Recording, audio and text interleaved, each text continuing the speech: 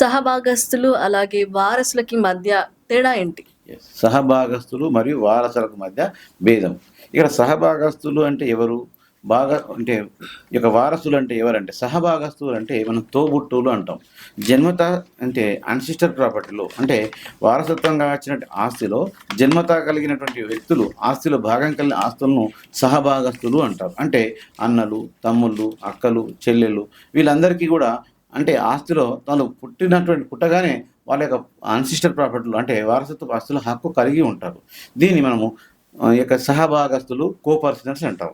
So ఇక్కడ కోపర్సనర్స్ అంటే ఎవరైతే తనతో పాటు తోబుట్టువులు పుడతారో వాళ్ళ తండ్రికి, తల్లికి వాళ్ళందరినీ కోపర్సనర్స్‌గానే తీసుకుంటారు. అంటే సహభాగస్తులుగా తీసుకుంటాం. అలాగే ఈ యొక్క వారసులు అనగా ఆ వ్యక్తికి జన్మించిన పిల్లలు. అంటే అతను యొక్క భార్య, అతని యొక్క కొడుకు, కుమార్తె, అతని యొక్క తల్లి వీళ్ళని మనము ఈ యొక్క వారసులుగా ట్రీట్ చేస్తాం. ఇందులో మనం ఆ వారసులలో class 1 heirs, class 2 heirs, class 3 heirs, class 4 heirs అని ఉంటారు. వీళ్ళందరినీ కూడా మనం ఈ యొక్క వారసులు హెయిర్స్ అని పిలుస్తారనమాట.